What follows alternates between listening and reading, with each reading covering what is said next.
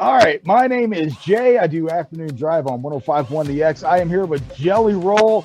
He is one of the hottest artists we have on the X right now. Thanks for chatting with us today, big guy. Dude, thank you for having me, man. I'm always excited to check in with my KC family. All right, that's what we like to hear, man. We started getting requests for Dead Man Walking. I'm not even kidding. Within weeks of it being released, and I want to say that everybody on the text line was blowing it up. Like we had new corn coming out, and they were like, "No, you got to play Jelly Roll. You got to play Dead Man Walking." When you were making that song, did you think it would have the effect that it did? I didn't know that it would be, no. I didn't know. I loved the song, and I felt like the song was. I mean, I started the last album I dropped with that song. It's the first song on the album because I wanted to set a tone for the record, And but I could have never guessed that it would be. I also am the same kid that at core never thought I'd I didn't think I'd make it anyways, right? So everything for me is like, what? Like every day to me, I have phone calls that are like, this is crazy. Like, it didn't even feel right telling my people right now, like, hey, I need you to record. I'm calling a radio station. Like I felt weird saying that. You know what I'm saying? Yeah, I completely understand. Now, I had to do a little digging on you because until then, I had never really heard of you. And I listened to a lot of music, and you just kind of flew under the radar for me. You've been active since 2010, and like I said, I'm just now hearing about you. Do you have any advice for some of the other artists that are in your position that making that grind to get where you are? Whatever you do, don't stop. You're going to have moments where you feel like you want to stop. There's moments where you feel like you've done everything you can do and you haven't. You can keep doing. And we're in a place right now where my biggest advice I give to any artist grinding is the only thing you can do wrong is less. The only thing you can do right is more. What was that one thing that helped get your name out to more people? For me, it was interesting. I started in an era where you had to do it the old school hardware way. You had to go pass out CDs and physical flyers to get people to come to concerts. And you remember this era, it was a totally different world, People couldn't find the music. You had to make the music find the people back then. So it kind of helped mold everything I've done because it's made every step of the ladder matter. And then in the digital age, YouTube has just been incredible to me. Finding YouTube early helped me a lot. I got sued by Waffle House one time I heard about that. For those of you who don't know, apparently Waffle House was a big part of your career early. And I was going to ask about that. But did you get any notoriety from that? More than I anticipated.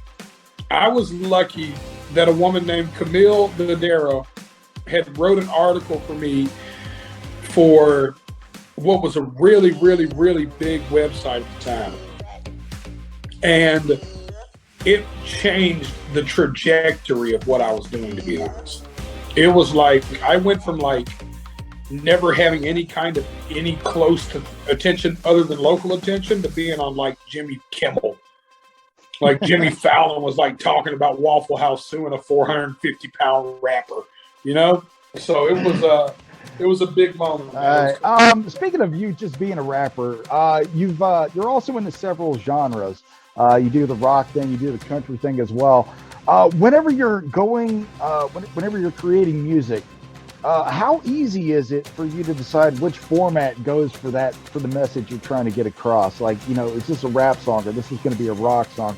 Or have you ever tried to do one version of each? I've never tried to do one version of each, which is dope. But I have built stuff up and been it needs to be heavier or it needs to strip back. For me, music is a feeling thing, right? It's not a listening thing for me as much as it is a feeling. So it has to have that feel before you move forward. Exactly. It's got to feel right. It's got to feel a certain way, and where it lands musically comes second for me, right? Meaning, like, we'll start putting the nuts and bolts together. Like, oh, this is kind of lean and rock. Let's make it more rock. Or this is kind of lean and country. Let's lean into that. To me, it's got to feel a certain way first. And then you're like, okay, that feels like it should be a rock record. Like Dead Man Walking, when I was humming Dead Man Walking, I was like, there's no way this doesn't end up being heavy. Like it just felt like it needed to be. It felt like it needed to be.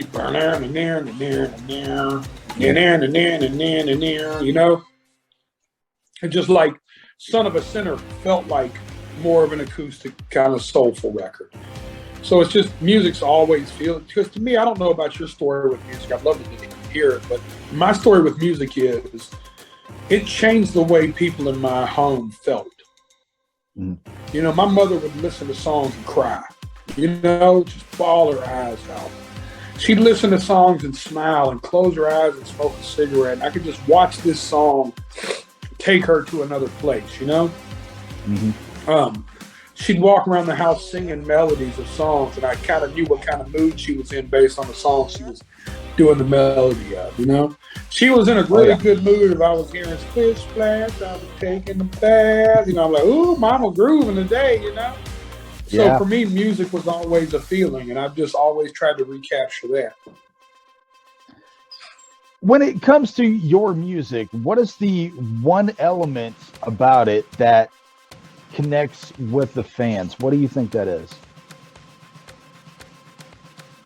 I think it's authentic. And I tell people that the songs we write, you've either been through or somebody that's been through it. I got a tweet from a fan recently that had heard my song on their local radio station. Didn't know who I was from the Man on the Moon. And they said, as soon as it dropped, they first heard the guitar and it dropped, their first thought was, oh, this isn't as heavy as I normally like it. And then they heard the line, I threw my phone out of the window, I'm so over it. He said their second thought was, I was instantly hooked because I feel like that every day. He said, every day I get a phone call that makes me so mad, I just want to throw my phone out. And it was just, to me, it's that constant connectivity of music, right? Where music meets, where art doesn't imitate real life, or real life doesn't imitate art, where it is real life. It's not an imitation of. And I think that's what I go for every time I write a song. It goes back to the feeling. And you do have a lot of feeling in your music, and I heard it the first 4 or 5 times I heard Dead Man Walking. I just couldn't get enough of it. So it does have that authentic feel to it, because there's parts of your music that everybody has gone through, and that's what draws me to your stuff. That's why we can't stop playing it. It means a lot to a lot of people, and